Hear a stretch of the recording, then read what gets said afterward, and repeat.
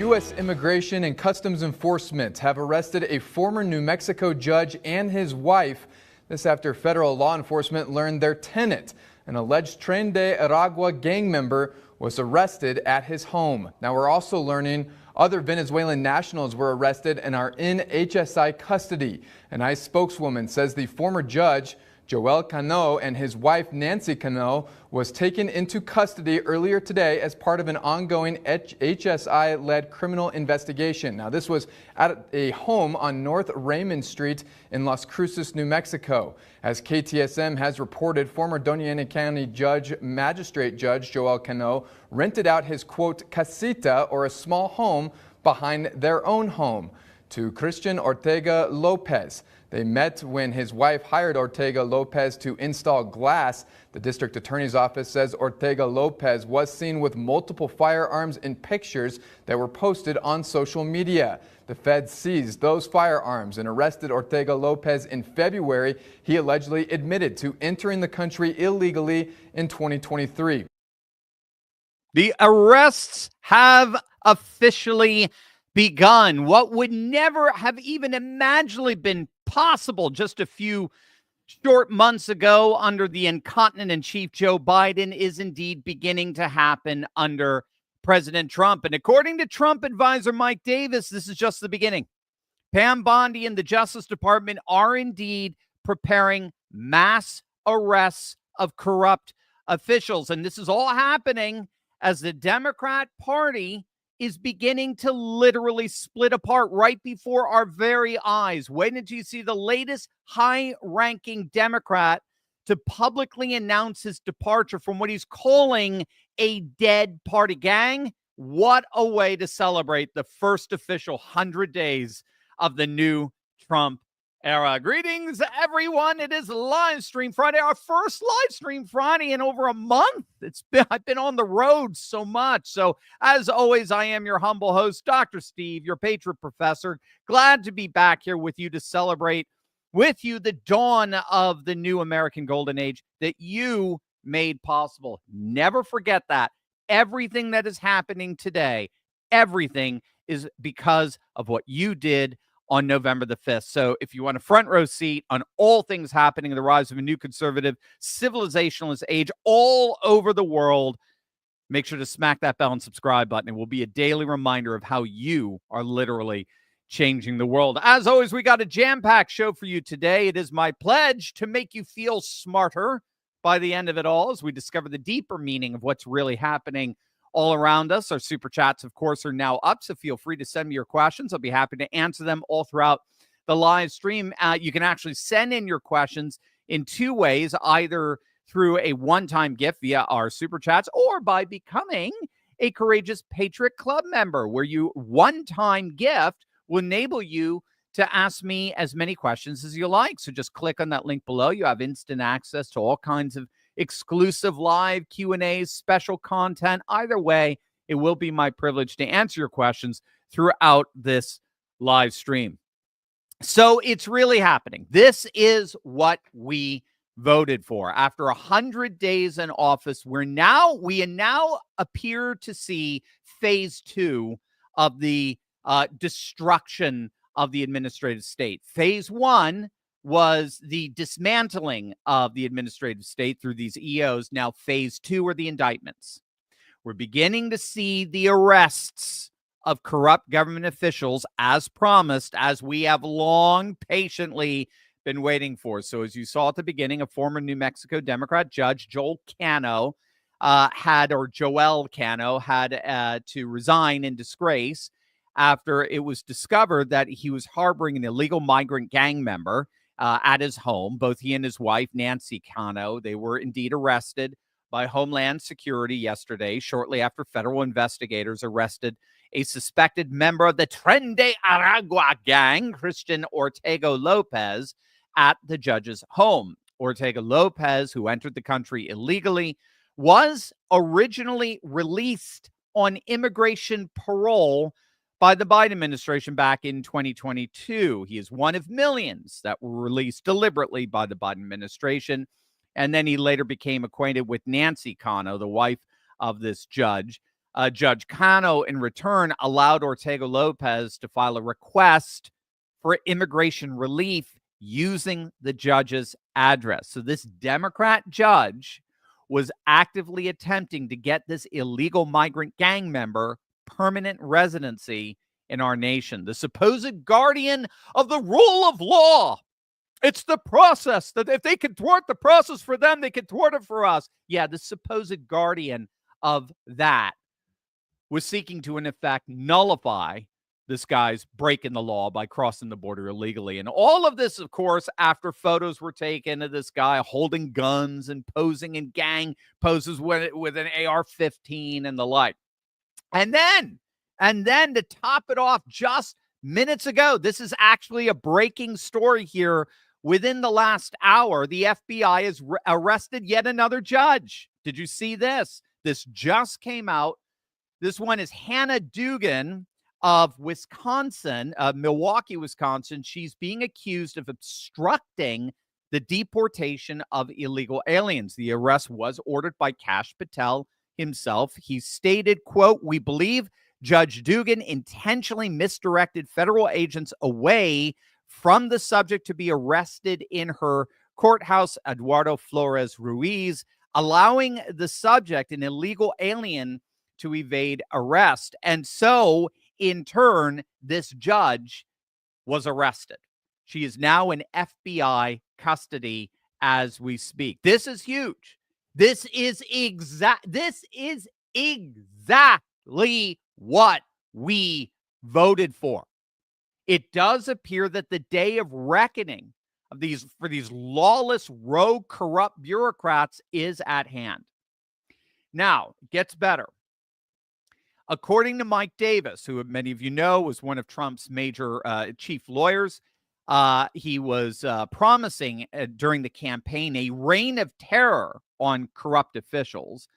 He has come out now over the last couple of days after a series of meetings with Trump officials, particularly Attorney General Pam Bondi and Kash Patel and the like. He's coming out and he is saying we are about to see the arrests that we were promised. And here's what he learned. Check it out. Your audience, justice is coming. I promise you, justice is coming. I went and met with the Attorney General Pam Bondi one-on-one. I met with her team in the Attorney General's office. I met with Todd Blanche. I met with Emil Bove. Todd Blanche is the Deputy Attorney General. I met with Emil Bove, who is his number two, the number two to the number two, the most powerful unknown position in the government. I met with Chad Mizell, the acting number three, and Pam's chief of staff. I met with Stanley Woodward. I met with Gail Slater. Harmeet Dillon's over there. Kash Patel's over there. Dan Bongino's over there.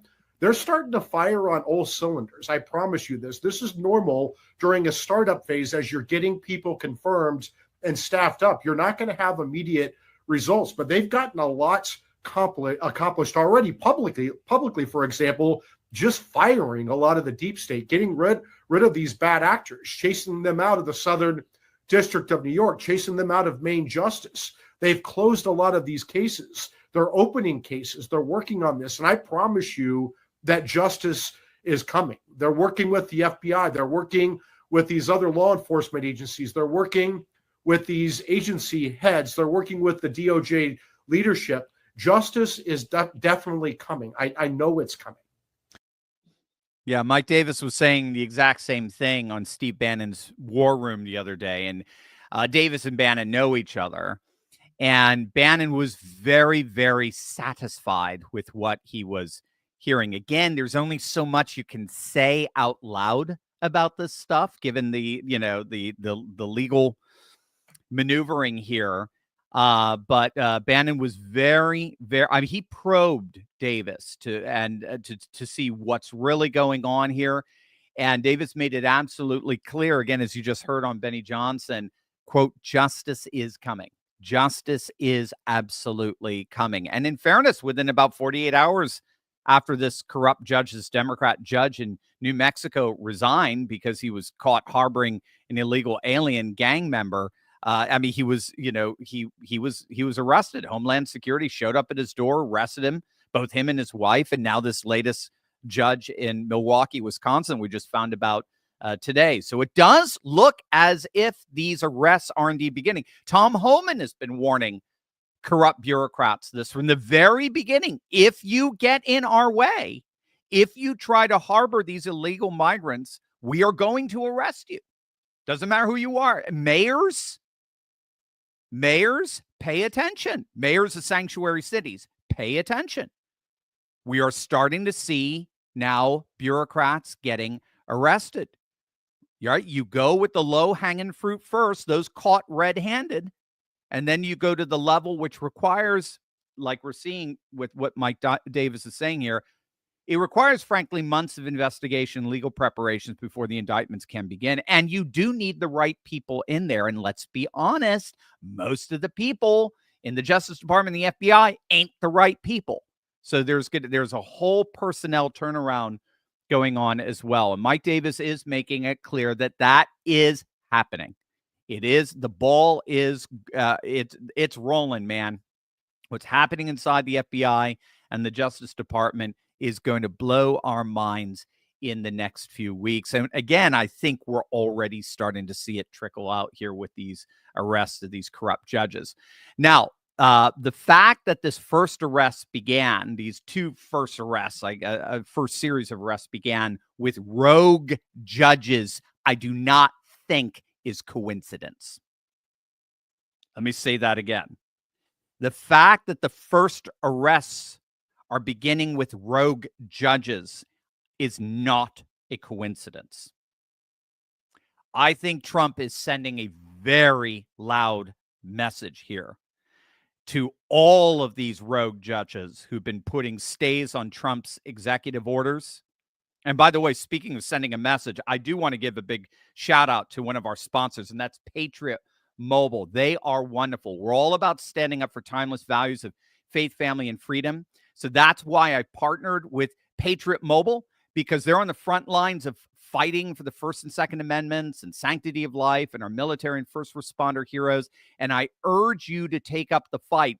Don't just send messages over the phone. I want you to send messages to our legislators and to our bureaucrats that we are standing up for conservative causes and putting America first. And you can do that by switching to Patriot Mobile today. They're good friends to this channel. You'll get the exact same nationwide coverage as the big providers because Patriot Mobile operates across all three major networks. And plus, they back their service with a coverage guarantee. Their 100% US-based customer service team will find the best plan for your needs. You could keep your number. You could keep your phone. You can upgrade. It's all about you. Whatever you want to do, just go to patriotmobile.com/TurleyTalks or call 972-PATRIOT. That's 972-PATRIOT. Right now, get a free month when you use the offer code Turley Talks. Don't get fooled by other providers pretending to share your values or have the same coverage. They don't and they can't. So join me, switch to America's only Christian conservative mobile provider, Patriot Mobile, today. But as you know, there are so many activist judges right now around the nation deliberately attempting to stall President Trump's astonishing 100-day agenda. It's being called by the likes of Newt Gingrich and many others nothing short of a judicial coup. So these are just random federal judges from different parts of the country issuing injunctions and restraining orders that on virtually every single one of Trump's executive orders. Right. The number, by the way, is official. I don't know if you saw this. Trump has issued 124 executive orders in his first 100 days in office, an unprecedented 124 executive orders. It is by far the single most executive orders issued in the first 100 days of any presidency in history. Again, we are in a historical moment, but there are these lone activist left-wing lunatic judges who see themselves as little Gandalfs standing in the middle of the bridge shouting, "You shall not!" You know, they're just trying to fend off this giant orange ogre. They're trying, and then they're doing that along with their lapdog mouthpieces and legacy media who all speak in unison, reading off the same Democrat-approved talking points. And they're all treating this unprecedented flurry of executive orders as a constitutional crisis. Ironically, again, remember, Andrei Lubachevsky, the Polish psychologist, argued that the left is basically made up of psychopaths. Okay, he studied left-wing socialists, Marxists for 40 years, his entire professional career, and concluded that left-wing cultural Marxists are indeed, at least when it came to their core, they were all psychopaths. And psychopaths use projection to manipulate. They accuse others of the very crimes, the very sins that they commit. And it is for the purpose of malignant manipulation. So psychopaths always use projection. So whenever you see the left say, this is a constitutional crisis, it means they're trying to thwart the Constitution. Whenever they say, this is overturning democracy, it means they are trying to overturn democracy, right? You see, unfortunately for these left-wing activists disguised as judges, what President Trump is doing is exactly how our founding fathers envisioned the executive branch to function. All the while, ironically, again, given that they're all psychopaths, all the while, these judges are acting in ways that would have horrified our founding fathers. The very people that say we're in a constitutional crisis are the ones that are bringing a crisis to the Constitution. It is widely recognized that the judicial branch is intentionally the weakest branch of government among the three: judicial, executive, and legislative. Now, unfortunately, our government schools over the last 7 decades or so have propagandized us with the notion that all three branches are supposed to be absolutely and completely equal. That is not even remotely true. That's propaganda that comes out of the Warren Court, right? The court that presided under Chief Justice Earl Warren from 1953 to 1969, that gave us a number of controversial, radically secular, left-wing judicial activist decisions, like kicking the Bible and prayer out of school, that every single founding father had no problem with whatsoever, and in fact advocated.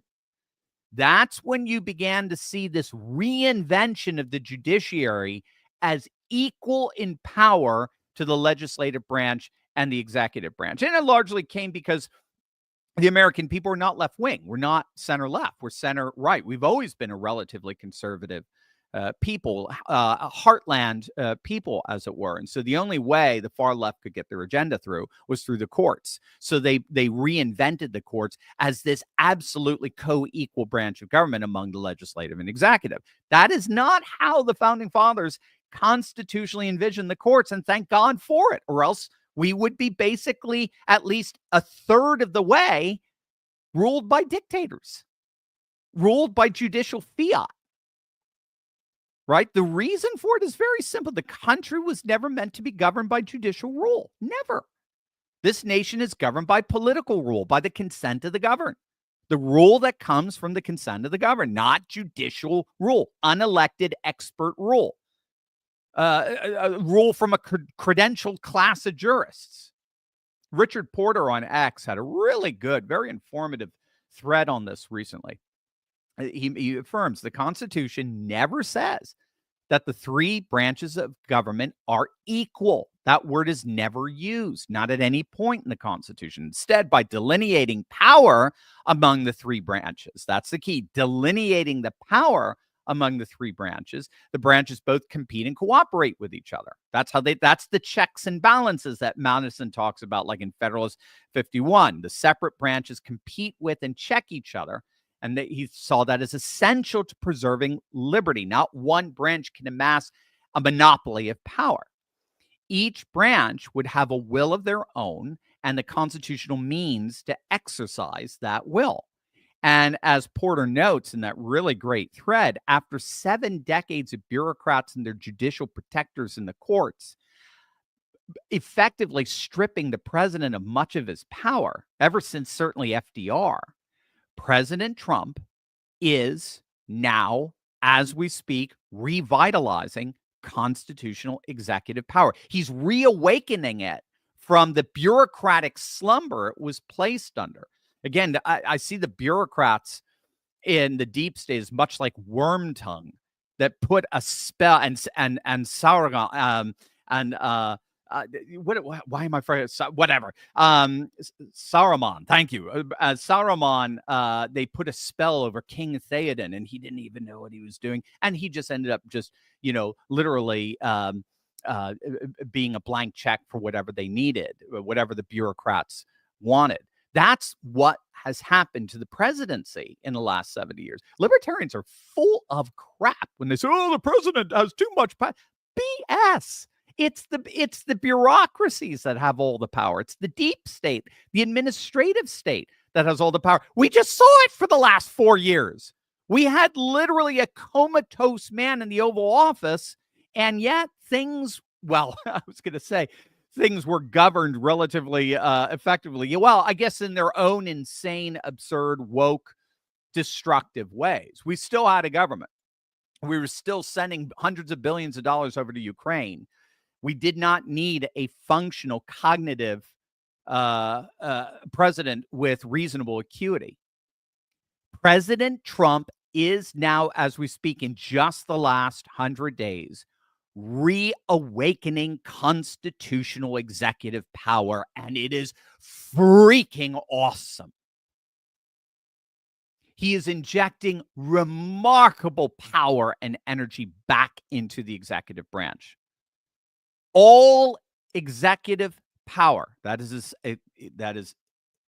you got to get that. As far as the Constitution is concerned, all executive power is invested in the president. And Trump is wielding that power that has been constitutionally invested in him by issuing executive orders at a breakneck pace. Again, this presidency is already historical, but again, you'll note that the executive orders are directions to the executive branch, and that under which over which the executive branch has authority. Trump is not intruding upon the judiciary. He's not signing any EOs against them in any way. He's not limiting any judge's power. He's not commanding how many law clerks they can have or what kind of robes they should wear, what role the clerks have in preparing a judge's opinion. He's not directing any orders at Congress. He's not telling Congress what they can or cannot do. He is staying within his constitutional lane. Trump's executive orders are centered on that domain over which executive power pertains, most particularly national security and international affairs, which by definition have nothing to do with the courts. The courts have absolutely no jurisdiction, not a shred of jurisdiction whatsoever over national security and international affairs. Zippo nada. Simply put, the courts do not have the constitutional authority to displace or disrupt executive discretion, just as the president does not have the right to dictate to a judge what his opinion or his decision is going to be. That's why many believe Trump is making the Constitution great again. And he's doing it by taking firm control of the powers that are constitutionally vested in him. It is shocking. It is wonderfully shocking, amazingly shocking, because we have not had a president who actually utilized the powers invested in him by the Constitution in freaking decades. Like I say, since FDR. And again, this is largely because of the deep state, the hundreds of thousands of worm tongues, unelected bureaucrats in the shadows who are protected by judges wearing black. They have all thwarted and usurped much of the power of the presidency, a power that is ultimately invested in him by the people. The president is the only national figure, the only one that is voted on by every single voter, by every citizen of the nation. The only one. And that office, therefore, has tremendous power, far more than a bunch of unelected jurists in black robes. So as it turns out, the shock and awe of this presidency comes from the fact that Trump is the first president in our lifetimes that cannot be controlled by bureaucrats in the deep state and judges. And he's not going to be controlled at all, I can assure you, by these left-wing activists disguised as jurists. And this is precisely why a number of legal analysts believe Trump and the Republicans in Congress are more or less poised to take matters in their own hands and just show how weak the courts really are by suspending habeas corpus and pull the rug right out from under these judges, right? We talked about this earlier this week. Was it yesterday, the day before? So habeas corpus gives due process rights to anyone detained by government, or I should say any citizen detained by government, and gives anyone who's jailed an in-person court hearing. It bars indefinite detention. In other words, it's everything that it is what is supposed to be prevented in what the state did to J6, every single J6 defendant. The government cannot just disappear people. But what's so interesting here is that the Constitution prescribes exactly under what circumstances habeas corpus can be suspended. This is Article 1, Section 9, Clause 2. Habeas corpus can be suspended in cases of rebellion or invasion. If the perpetrators are legally designated as invaders, then habeas corpus can indeed be suspended. And so now we can see the logic of what President Trump has been doing these last 100 days. First, one of the very first EOs that he signed was he declared mass illegal immigration invasion. He used precisely the term that Article 1, Section 9 gives to suspend habeas corpus. And then, second, Trump has invoked the Alien Enemies Act of 1798, which invokes precedent for wartime-style legal authority over foreign nationals, bypassing peacetime due process protections. And so what legal analysts are noticing here is that it looks like Trump is setting the stage precisely for the suspension of habeas corpus, which he can constitutionally do, but he does need Congress's approval. So this is where the executive and the legislative combine to create, again, this tremendous act of power. Past Supreme Court rulings have defined the power to suspend the writ of habeas corpus as actually a legislative power ultimately, not an executive power. And so Trump appears to be in the process of working together with the Republicans in Congress to be able to pass the suspension of writ for illegals in their next CR if the Supreme Court does not rule the way we all believe they're going to rule, which is more or less to overturn all of these rogue judge injunctions and say, in effect, you do not have jurisdiction over executive power. But just in case the Supreme Court doesn't act that way in the next few weeks, in the next continuing resolution, which only requires a simple majority vote in the Senate, being a budget reconciliation bill, all the signs are pointing to the fact that Trump is and the Republicans in Congress are completely removing the whole issue of due process from the courts entirely by suspending habeas corpus, rendering all of these decisions null and void. It's a very bold and frankly breathtaking strategy, but it simply underscores the fact that the whole due process argument is itself a contradiction in terms. Again, we live in a country. Fortunately, they've been voted out of office, but they still inundate the legacy news media. Fortunately, less people are watching them than ever before, but we are basically ruled by lunatics. We're ruled by psychopaths who are arguing that, men can be women and, trans can beat up females in women's boxing. And that's great and virtuous. And that people who have no legal right or property to be here in the first place have due process rights. Robert Barnes was talking about this the other day. Due process of law requires all the process that is due. That's the definition of it. Due process of law only requires all the process that is due. And the only process that is due is dependent upon, it is contingent on what liberty or property interests you have. If your property and it's your property and your liberty that the government cannot take away without due process of law. Illegal migrants, by definition, have no property or liberty rights to be here in the United States in the first place, not the second place, not the third place, in the first place. They have no property interest to be due process. They have no liberty interest to be due process, precisely because they have no claim to be validly here present in the United States in the first place. And when they are here illegally, that the only due process is to expel them. It is to deport them. And Barnes makes the argument that Supreme Court decision after Supreme Court decision all confirm historically that the courts, by definition, have no jurisdiction whatsoever over illegal migrants, precisely because illegal migrants have no property or liberty interests in our nation that the courts could adjudicate. Again, by definition. This is what I mean. We're ruled by lunatics. And then when you suspend, legally, constitutionally suspend habeas corpus, the matter is by definition translated into an issue of invasion. And invasion is an issue of national security and foreign policy, which again, no court has even remote jurisdiction over. Foreign policy and national security are purely matters of executive and legislative branches.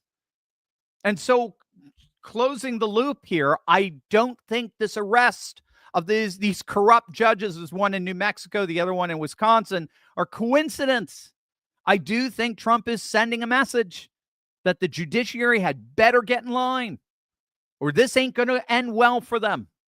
We voted for this. Either way, Trump is going to get what he wants. These people are going to be arrested, and they continue to be arrested, and they are going to be deported one way or another. Meanwhile, the Democrats are in an absolute freefall. You will not believe how bad it is for the Democrat. I mean, even CNN is admitting it. And we've got the latest high-ranking Democrat to leave the party. You're going to absolutely love this. But first, if you are just joining us and you'd like to ask me your questions, you can do it in two ways. You can send a super chat, or you can click on that link below and join our Courageous Patriots Club for just one monthly fee. You can ask me all the questions you like. I'll be happy to answer them right here on this live stream. Also, did you see that President Trump just signed an executive order outlining his plans to create America's first national sovereign wealth fund? And it's going to need to be filled with assets fast. Trump wants a go-live plan in the next 90 days. The Wall Street types they're just focused on packing with real estate and infrastructure and all of these trendy companies like TikTok. But let's not forget about gold, our good friend gold. Man, are you seeing this thing surge in price? Sovereign wealth funds love to buy gold in bulk. Australia's been loading up. Saudi Arabia is buying the world's largest gold mine and supply itself. And even tiny Singapore recently added more than 100 metric tons of gold to its vaults. Now, can you imagine what's going to happen to the per ounce price of gold, which is already surging since Trump took office? I mean, if America's new sovereign wealth fund followed international best practice and made gold a part of its diversified portfolio, can you imagine? It would potentially make our country a brand new mega buyer in an already tight market. And when there's limited supply and huge demand, you don't have to be an economics professor. You don't have to be Tom Besant to realize the impact on prices. Let's just say you want to be ready. And there's a simple way for you to get ready right now. Take action. We're all about action here, right? It's all laid out for you in the free gold report from my partners at Turley Talks likesgold.com. I got to give you the right URL, turleytalkslikesgold.com. So you want to request your copy right away. You do not want to wait. Every second counts here. After all, President Trump has put the world on notice. A new sovereign wealth fund for America may be coming perhaps in as little as the next 90 days. So take advantage of the time you've got to prepare right now. Get your free gold report now at turleytalkslikesgold.com. It'll be perfect reading for the weekend. All right. So did you see this? This is stunning. I took a double take. I was with my wife yesterday afternoon. I was flipping through X a little bit, and I just stopped and said, take a look at this. Florida's top state Democrat, their Senate minority leader, their Chuck Schumer. There's a guy named Jason Pizzo, their number one state Democrat, took to the floor of the Florida Senate, and he said this. I'm finding may not want it. There'll be a caucus meeting later this afternoon where I hope that the members of the Democratic caucus will elect a new leader. For today, I FedExed my voter registration form to change my party affiliation to no party affiliation. Joe Scott should receive that by 8 a.m. tomorrow morning in Broward County. And here's why. Our constituents are craving practical leaders, not political hacks. We are entrusted to be guided by our conscience, and while I suppose it's easier in theory than it is in application, even my worst detractors have no valid claim that I can be bullied, that I can be bought, or even borrowed for a special interest. I am my father's son, even in his death. I am my mother's son while she is still alive. I will not miss another one of her birthdays, and I will return to who I was when I became a young man, independent in thought, in my passion, and my conscience, not consultants. Yeah, blah, blah, blah, blah. I mean, he went on to say very simply 7 words: the Democrat Party in Florida is dead. The Democratic Party in Florida is dead. Again, I'm sorry, give me a break. I mean, these guys, these narcissistic losers, they give these impassioned speeches about, just the virtue of the reason why they're leaving the party, to show how noble they are, right? We saw that with the second ranking Democrat, Dick Durbin, the other day when he announced his retirement. I'm going to make way for the next generation. I'm so selfless in what I'm doing. They do everything they can to make these exits look so noble, when in reality, when all is said and done, you know what's happening there. They're just admitting they've been locked out of power permanently. That's all they're admitting. They got into politics because of power. That's what politics is. That's what it's all about. It ain't about ideology. You can enact ideology politically, but your ideology means nothing if you don't have the power to enact it. Politics is power. And when you're permanently locked out of power, like Florida Democrats are, or like Senate Democrats are in D.C., that's when you begin to see the rats fleeing the sinking ship. And that's exactly what we're seeing with these demo rats. Again, I mentioned Dick Durbin, the second highest ranking Democrat in the Senate. He just announced this week and he's seen enough. He's done. The 80-year-old senator from Illinois will not be seeking re-election in 2026. That's also now putting a bit of a target on Chuck Schumer's back, the number one ranking Democrat. They want more and more of the woke left want to see him gone. And again, while Durbin tried to make it sound like his retirement was noble, his retirement was selfless, he sacrificed. No, his retirement is ultimately admission that the Democrats are not taking back the Senate anytime soon. If the Democrats were poised to win the Senate in 2026, I assure you, I would mortgage my house on it. Durbin would not be announcing his retirement. Guaranteed. But right now, as we speak, Republicans are poised to hold all 53 seats that they already have and even add 2 or 3. We're expecting to easily pick up Georgia with Brian Kemp running, and we could see a possible pickup in Michigan, which went red in November, and we could see a pickup in New Hampshire as well. In fact, the electoral map for the foreseeable future, it's a disaster for the Democrats. Not only do red states outnumber blue states, which all but locks the Democrats out of power in the Senate for at least the next decade or two, but the 2030 electoral reapportionment has Republicans gaining well over a dozen seats. That's just from the reapportionment. Texas and Florida are already playing around with gerrymandering a little bit before then to get another 4 to 6 seats.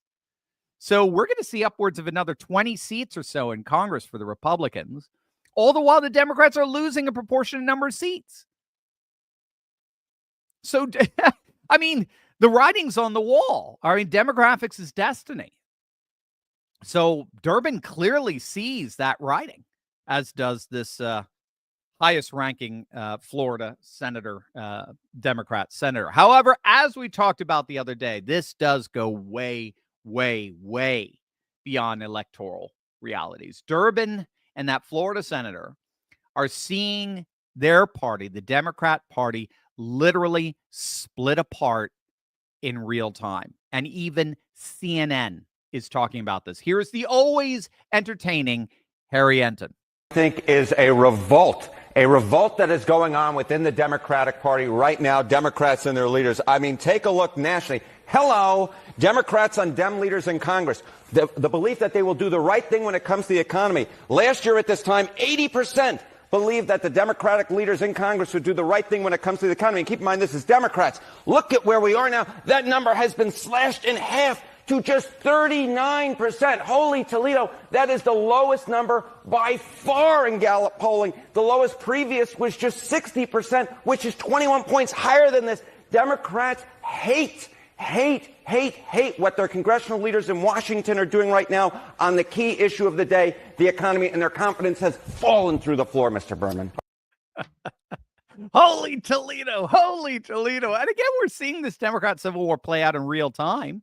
We're seeing it with David Hogg, right, the DNC vice chair, clashing with senior Democrat political strategist Jane Cavell. Hogg is threatening to raise and spend $20 million to support and primary challengers against fellow Democrat politicians, fellow Democrat congressmen, particularly what he called older or ineffective members of Congress in favor of younger, more woke progressives. Carville is coming out and saying, what, are you nuts?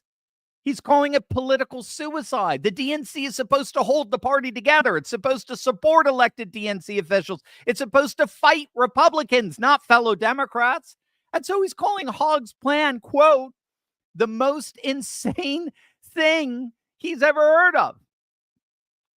And he's publicly questioned why a DNC official would use party resources to run against fellow Democrats instead of focusing on defeating Republicans. Hogg only doubled down, basically calling Carville an abject old failure who hasn't won an election in Hogg's lifetime. And now Carville and Democrat leadership are calling for Hogg's head. They want him ousted from his position at DNC vice chair. And this is all happening at the exact same time that progressives in the Democratic Party are pushing none other than Alexandria Ocasio-Cortez, an occasional Cortex, as their new standard bearer leader. They just released a new commercial that presents her, I kid you not, as the next Democrat presidential nominee. You cannot make this stuff up. I guess they're trying to win back the under 30 vote, which is now supporting Trump by upwards of 60%. Ironically, in the state where they filmed this, in Idaho, that will vote for the Republican by 30%. They're sticking with the Kamala Harris playbook that thought that they could effectively rebrand a radically unpopular politician as the hope and change of the future. But all they're doing is actually replaying a much older playbook, and that's the 1972 playbook, especially with bringing Bernie Sanders onto the stage with her. Who remembers 1972? 4 years after the Democrats got shellacked by Nixon in his amazing comeback, they committed themselves to a true, bona fide far leftist in the form of George McGovern. They were done with the middle of the road Herbert Humphreys, who lost in 1968.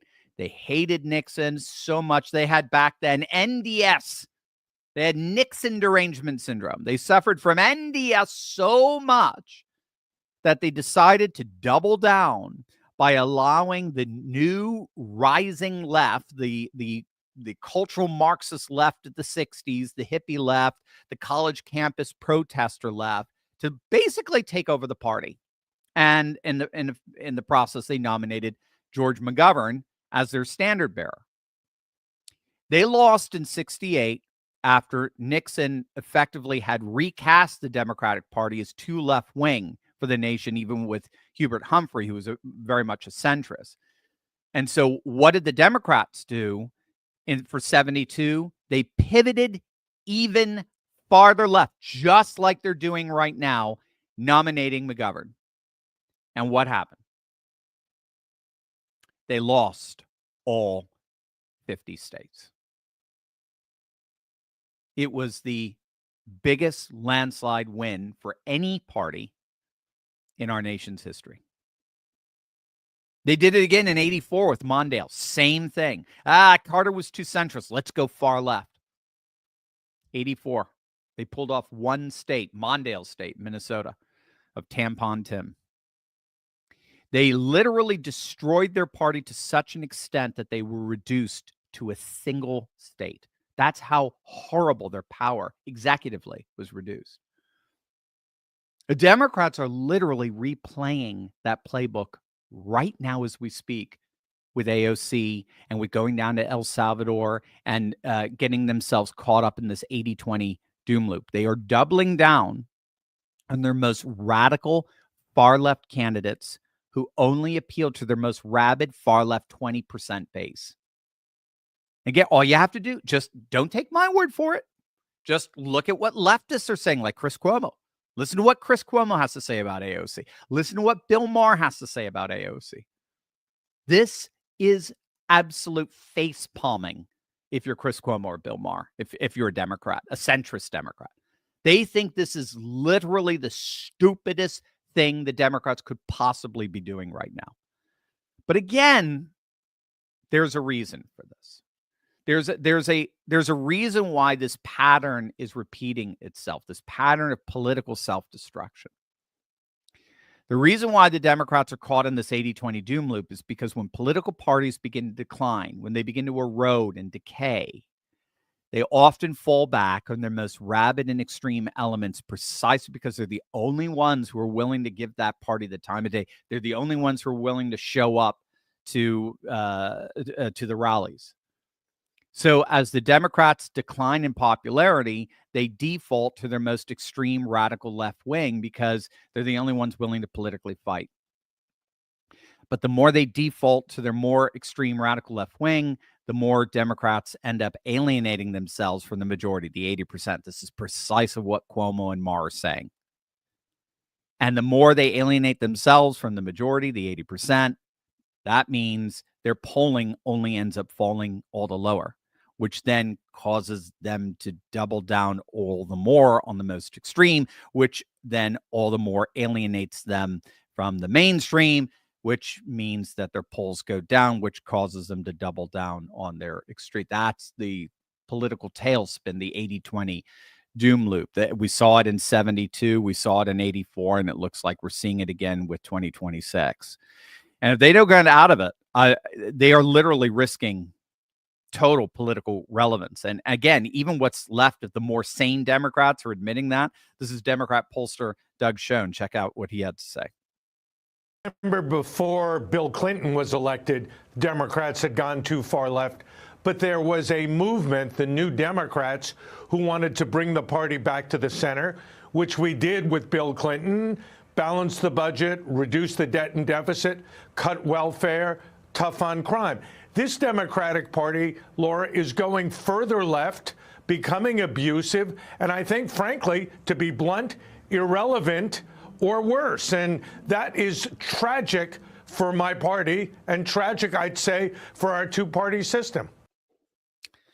So bottom line, arrests have begun. The Trump administration is indeed beginning the process of bringing corrupt bureaucrats, particularly judges, to justice, while Trump and his team are at the same time reclaiming their constitutionally mandated power to enforce immigration law and deport illegals by the millions.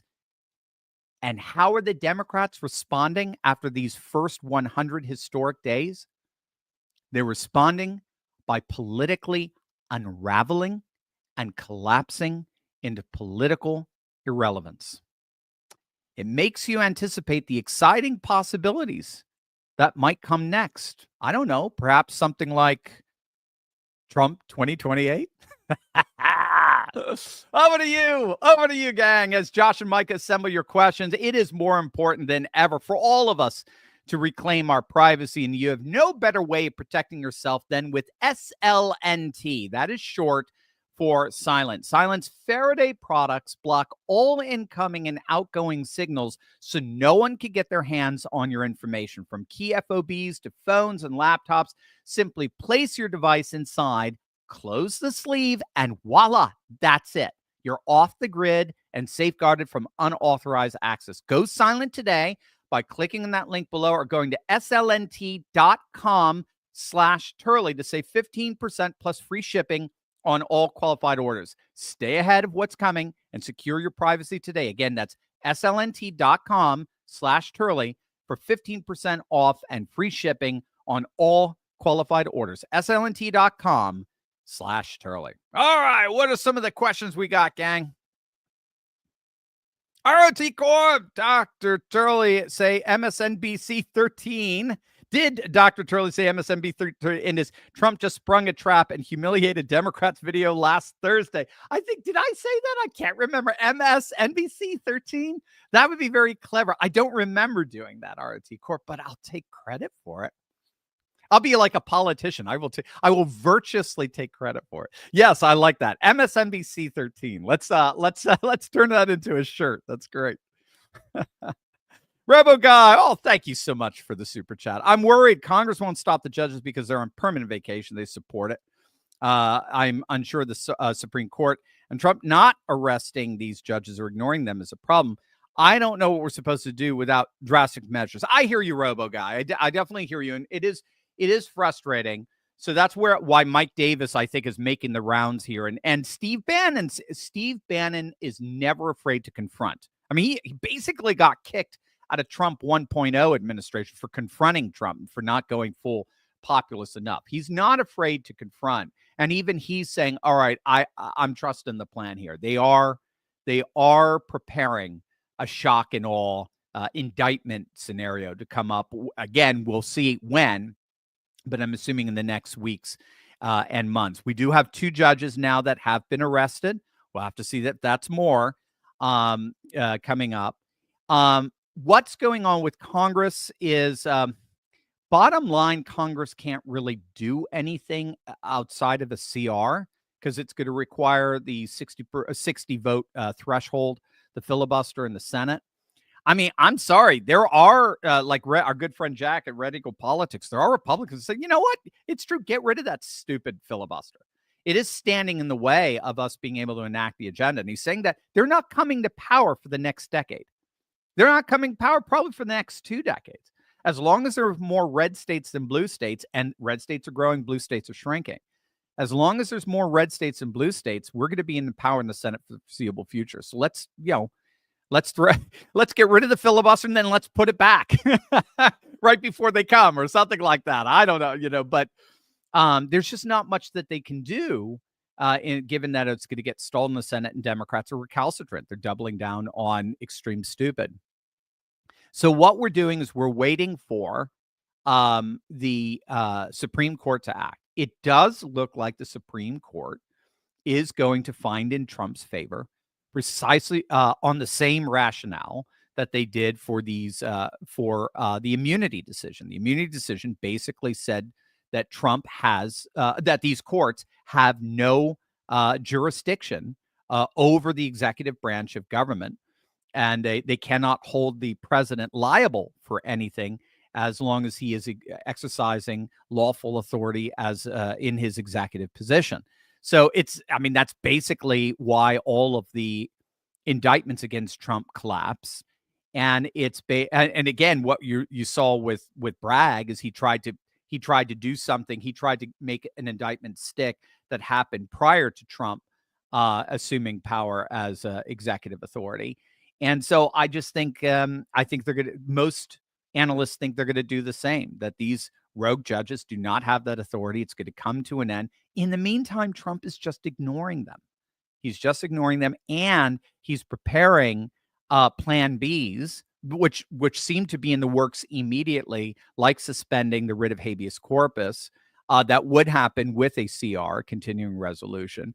And I think they would even be passing restrictions on these judges with the next CR, but we have to wait a few months before that as well. So I know it's frustrating. I know, because this is all the left has. They only have these judicial tyrants.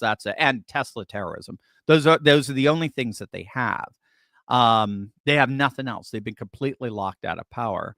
And as it turns out, these judges really don't have that much power. Again, they can issue injunctions, they can issue ROs, but in the end, they're not doing anything to stop what Trump's ultimately going to do, which is the most massive deportation operation in history. And it looks like a lot of left-wing bureaucrats are going to be caught in the process of trying to thwart that and getting arrested themselves. Rock Dog, Dr. Steve, do you think one of the upcoming arrests will be Anthony Fauci? Could we even see Bill Gates facing crimes against humanity charges? That would be fascinating. We'll have to see. I don't know if they've got Fauci and Gates in their sides. There's so much certainly with Fauci, because Fauci deliberately covered up the lab leak. He deliberately covered up gain of function. He deliberately covered up the the Barrington Declaration, which was a declaration signed by doctors on both sides of the Atlantic. We're talking top-notch doctors from the number one Ivy League universities and so forth, who basically said that the policy of mass shutdown was not the way to go. They did everything they could to squelch that and to suppress that. So there's so much. And then, of course, his profiting, I think his net worth went up 10x or whatever during the COVID insanity. So there's so much. And then, of course, Bill Gates. I mean, gosh, with the Epstein connection, sure, there's plenty. So we'll have to see. I don't have any insight whether on those guys in particular. Record, Dr. Steve, who is the chairperson of the Democrat National Committee, isn't it supposed to be Ken Martin, or is it actually David Hogg? Also, where's Malcolm Kenyatta and Artie Blanco, the two other vice chairs? I'm sorry, but aren't we supposed to be listening to minorities and women? Who is the young cis white male getting all the attention? True. I didn't think about that. That's true. But he is. He's the most outspoken, so he's the one that's getting all the attention. And I think he's effing around and he's about to find out. I think Hogg is going to get the boot. I think that's going to happen. Hi, Q. Thank you for the pound sterling. Hi, Q. Dr. Frankenstein created his monster, and in the end, it killed him. Brilliant. That's very, very good. Same with Robert Louis Stevens, Dr. Jekyll and Mr. Hyde. And what is that? Another theme. The Portrait of Dorian Gray, right? Isn't that Oscar Wilde? This notion that these monsters we create inevitably end up killing us. It's a reverse Genesis 3 in a sense. So just as we rebelled against our creator, so our creations rebel against us, in effect. Sorry, just thought I'd riff off that. So Dr. Frankenstein created his monster. In the end, it killed him. Liberals created their woke monster, and I believe it will replace liberalism. This is exactly what Bill Maher is very worried about. This is what Piers Morgan is very concerned about. This is what Jordan Peterson has openly talked about. And then, so the question is the extent to which wokeness does come out of liberalism. This is something that I don't think Bill Maher, maybe he has, but I don't think it's something that he's really reckoned with, the extent to which his ideological liberalism has helped forge wokeness. But wokeness, when all said and done, is the sanctification of the victim. It's the sanctification of the victim, the oppressed. Liberalism is rooted in the notion. There's a mythology behind liberalism. And so to give it its fair hearing, liberalism is rooted in two fundamental tenets: classical liberalism, 18th century liberalism. It emphasized reason over religion in all matters of public policy. And it emphasized a restraint on executive power in order to maximize individual freedom. So a liberal society is supposed to be rational and free. Sounds pretty good, right? Sign me up kind of thing. But what we ended up seeing is that the postmodernists in the universities in 1960 began to question rationalism. They began to question the objectivity of rationalism. Now, one wonders what reasoning they used for that, but we'll leave that for another day.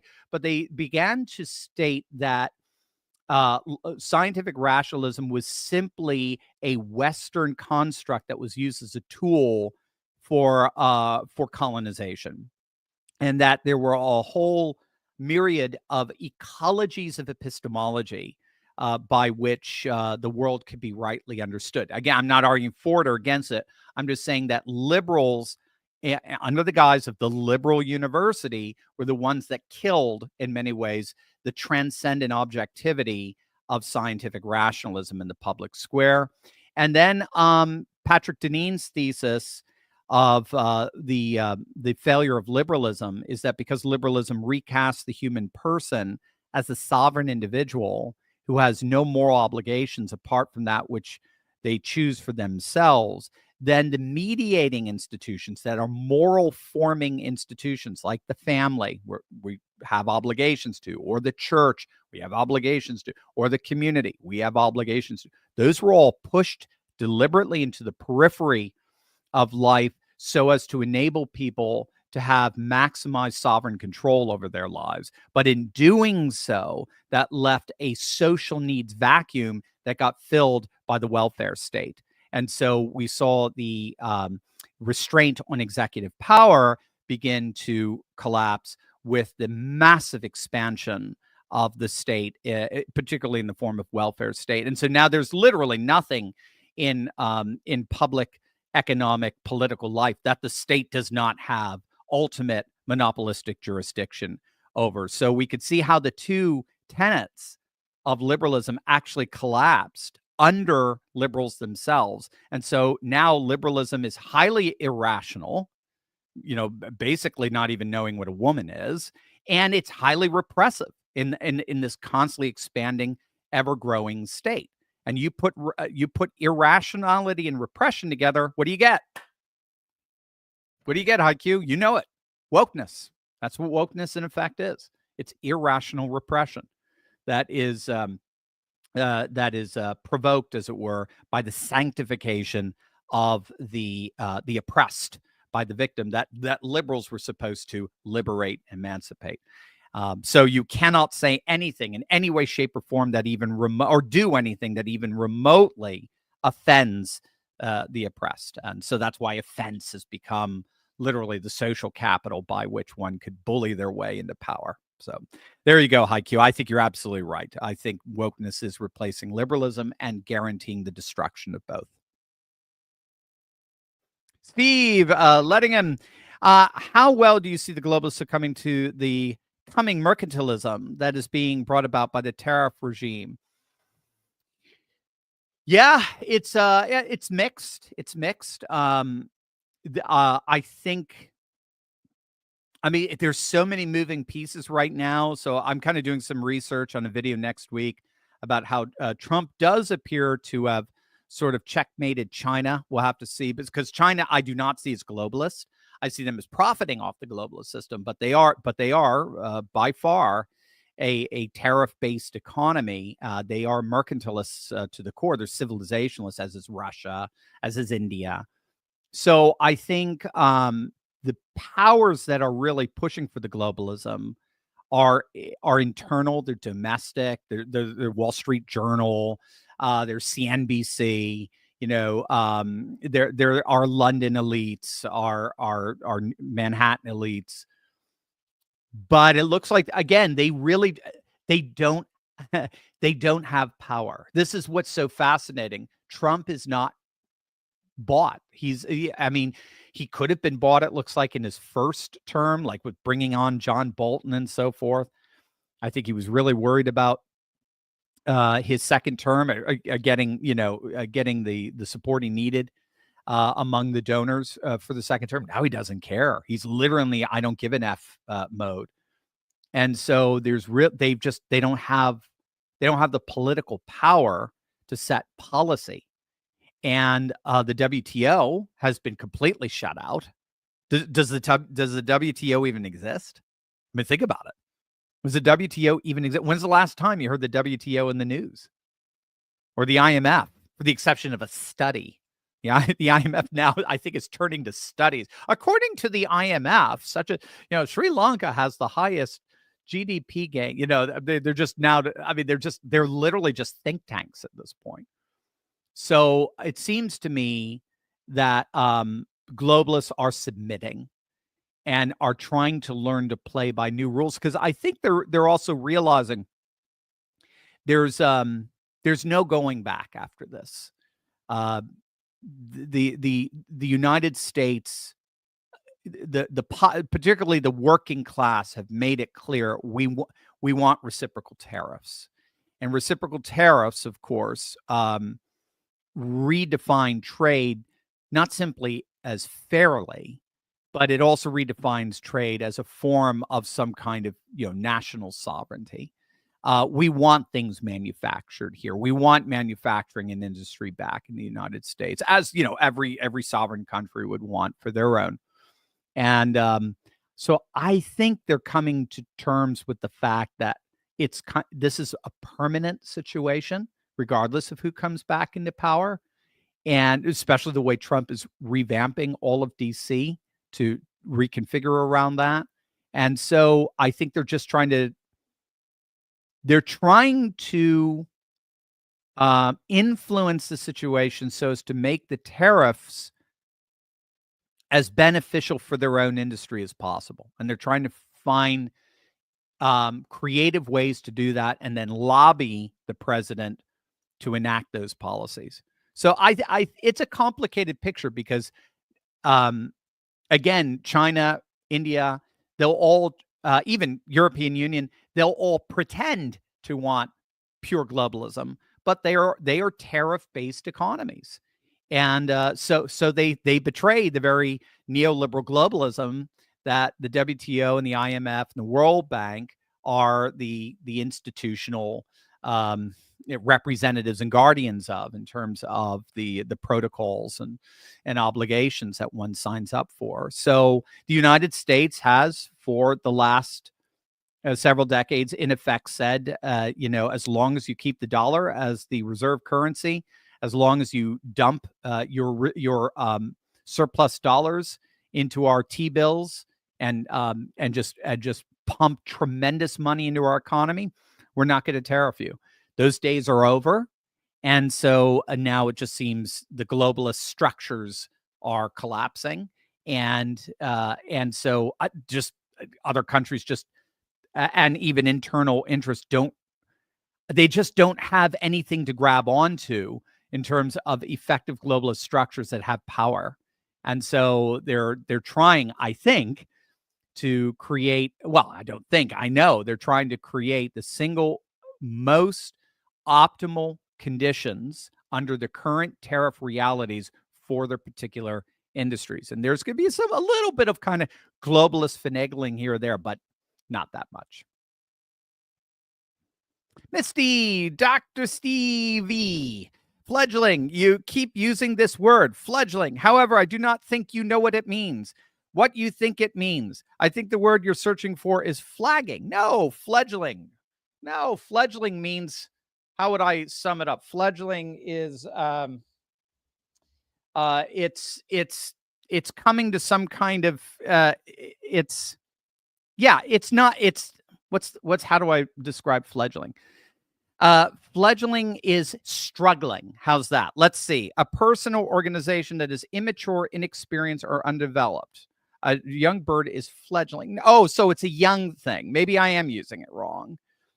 An immature and inexperienced, new without experience. Yeah, so maybe I should use struggling better rather than fledgling. Okay, good. I'm learning something. Awesome, Misty. There you go. $20. Your $20 is investing in my vocabulary. All right. Hold me honest, because I tend to be a creature of habit when it comes to language.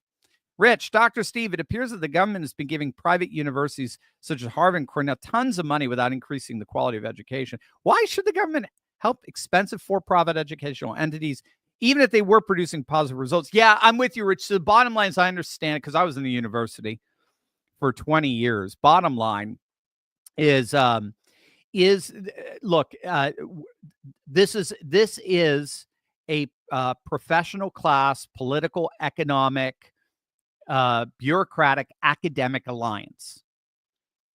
So, and that alliance justifies itself by saying that we have a vested national interest in pumping money into universities that will do the necessary research for us to advance in technology, advance in energy, advance in political strategy, advance in health, advance in all kinds of so bottom line is they pump money into these universities, and they justify it by claiming that they provide the research to enhance public policy. Now, do you want the reality? They're paying off their supporters. That's what we're finding in Doge. That's what we found with USAID. The government has become a slush fund, and the reason why all of these universities are left wing is because up until this point, the Democrats owned DC. My saying is Democrats own DC, Republicans are merely renters. Democrats own DC, the Republicans merely rent. And so if you want to tap into those slush funds, then you have to push left-wing causes. You have to push causes that further empower Washington, D.C. and the ideological ethos that expands the power of Washington, D.C. So it's just payoffs. It's bribes. Now, when Trump takes over fully and MAGA takes over fully, D.C., don't be surprised if you see a number of universities switch. Now, I know we may not like that. We may not like them getting paid off. But again, that is politics is power. That's the way politics works. And these universities have been paid off by Democrats who own D.C. To help them expand and just entrench themselves in that monopolization over D.C. Burning Man, Doctor, do you believe the Holy Ghost is bringing revival spiritually, culturally, secular, just like in the days of Jehoshaphat, the king of Judah? I do. I do. I think we're going through a massive worldwide movement known as retraditionalization. It's one of the three forms of blowback against globalization. So globalization undermines our border security. It undermines our cultural security. It undermines our economic security. And so it's no wonder that virtually all populations right now are building walls and resecuring their borders as a way of pushing back against globalization's erosion of our borders. It's no coincidence that mercantilism is returning, where more and more nations are embracing some kind of economic protectionism, so as to enact an economics that is an extension of national security. And then it's no coincidence that more and more cultures are returning to their religious traditions as mechanisms of resistance against this radically secularized, anti-religious, anti-cultural globalization. So we're seeing it happen. We're the rise of orthodoxy in Russia, the rise of Confucianism in China, as well, interestingly, is an extraordinary Christian revival that's happening more underground in China. We're seeing Hindu nationalism in India. We're seeing, of course, the revivalism of very militant Islamism throughout the Middle East, particularly Shiite Islam in Iran, Ottoman Turkey, Shinto Japan. I mean, we just could go on. And I think we're seeing it now in Europe, particularly in France, where baptisms are up 50% from this time last year. We're seeing it in the United States. We're seeing it in Hollywood. More and more people are coming to faith, and not just a cursory faith, but a real kind of traditionalized faith. So as they're coming into the Catholic Church, they're being very attracted to the Latin Tridentine Mass. If they're coming into, say, if they're not becoming Catholic, they're becoming Orthodox. Orthodox churches and OCA, the Orthodox Church of America, saw a 70% increase over the last 2 years in catechumenate and memberships. So yeah, wherever we're seeing, and then those who claim a personal relationship with Jesus Christ is up. Barna is up by 12 points from this time about 2 years ago. So it's in the high 60s now. Nearly 70 in 10 Americans claim to have a personal relationship with Christ. So yeah, something's going on here. I think we're in the midst of a religious renewal, the likes of which we really have not seen before. It's pretty amazing stuff.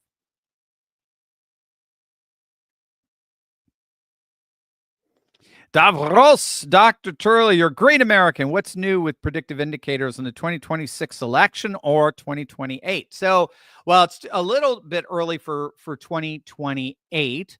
So 2026 right now, it looks very good. It does. It looks very good. We're going to hold the Senate.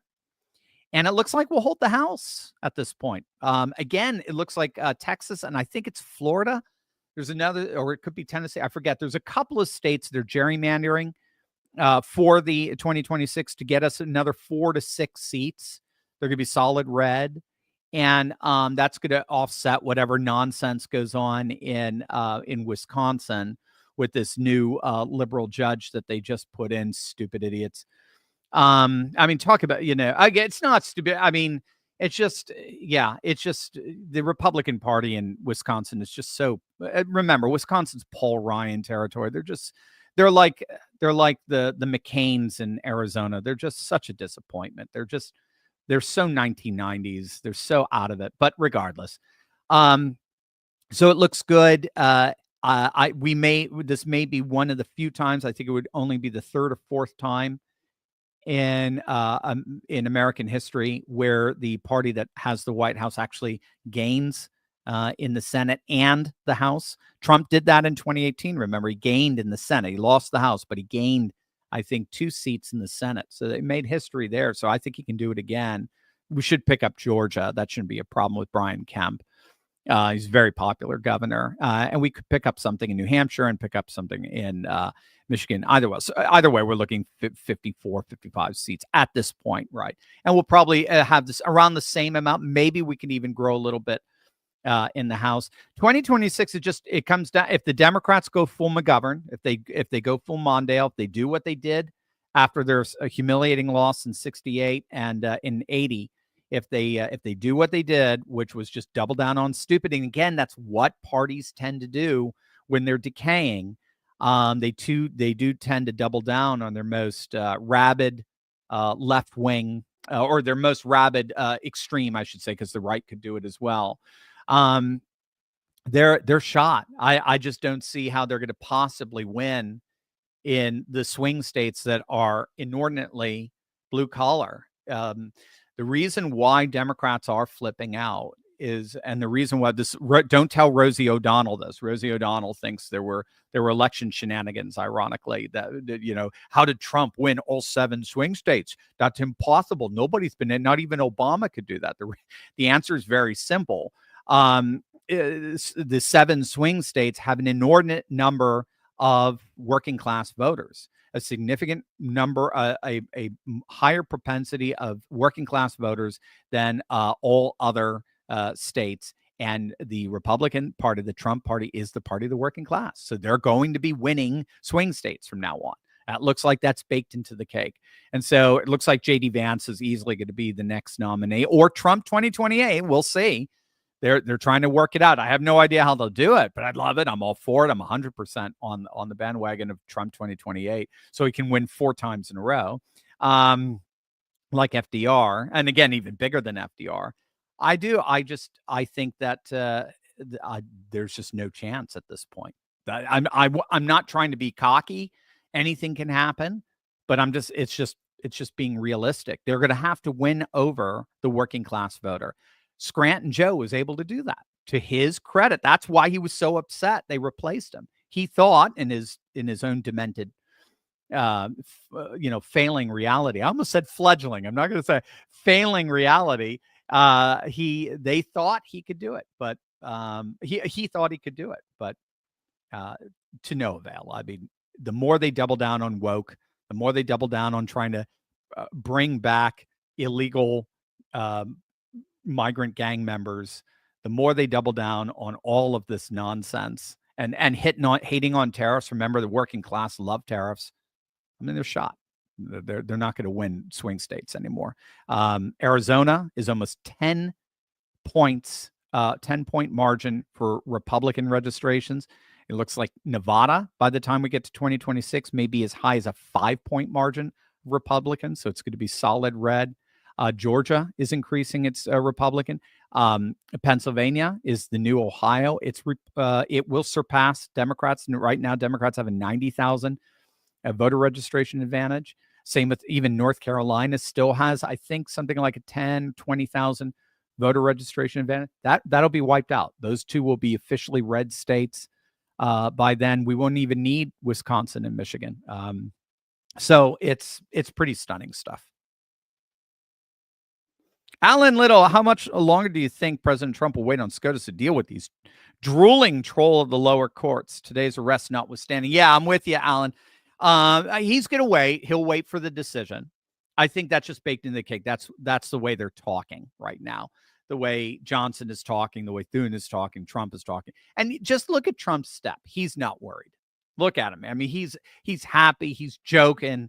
He knows he's got the best cabinet in the world. He's got the best advisor. Stephen Miller alone could take on that entire city. They know what they're doing. Even if the Supreme Court does not act, they will pull the rug out from under this whole thing, and they will effectively suspend habeas corpus, and then rule of law by definition is take off, or due process is by definition taken off the books by definition. So there is no due process for the suspension of due process. So he's got it. Don't worry about it. This is all going to work out. As far as I'm not seeing anything to concern me at all. Remember, so much of this is being made of by the legacy media and by well, let me finish my point. So much of this is being made of by the legacy media so as to try desperately to breathe some life into the dying left.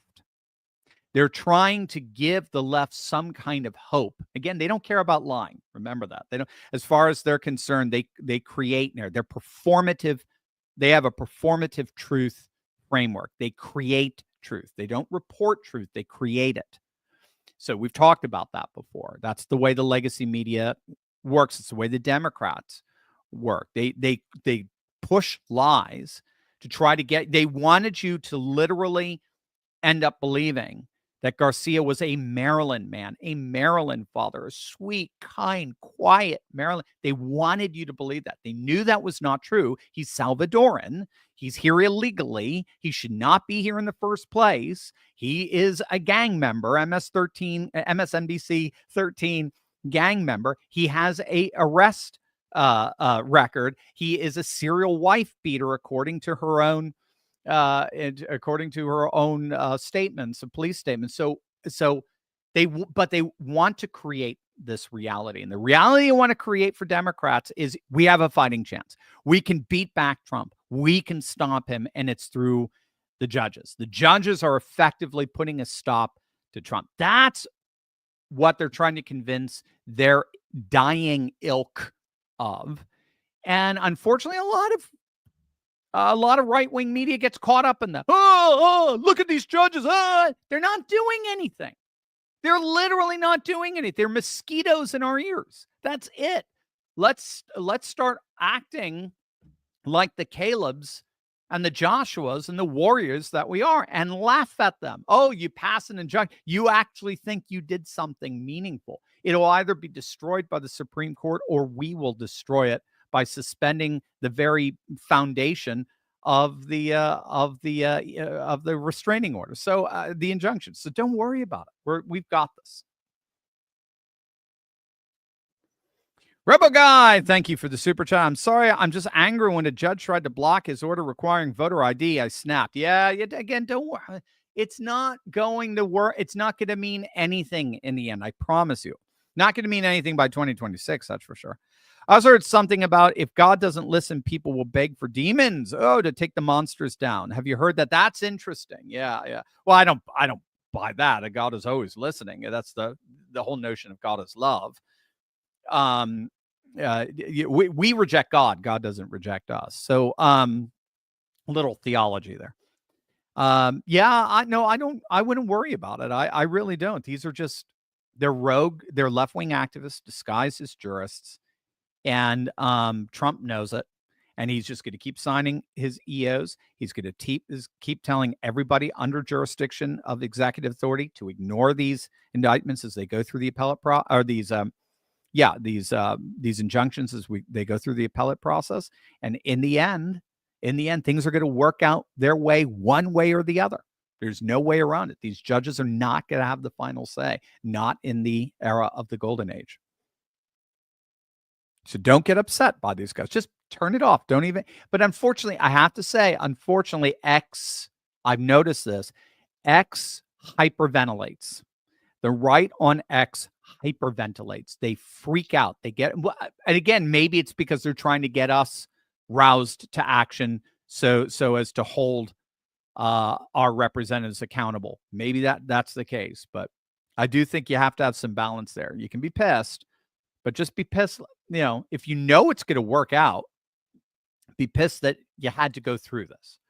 But don't be upset. Don't lose heart. Don't be despondent that we're not going to prevail, because we're the Super Bowl winners. We're going to prevail. They can't do anything.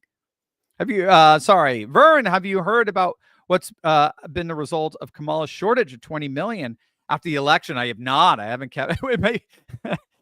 Is that the 20 million that David Hogg is promising to spend on the challenges, primary challenges? And keep in mind, I have no problem with primary challengers, right? I'm a big fan of Ken Paxton taking out John Cornyn in Texas, but that's not something that the RNC gets involved in. That's something we get involved in. The RNC is supposed to support whoever we support.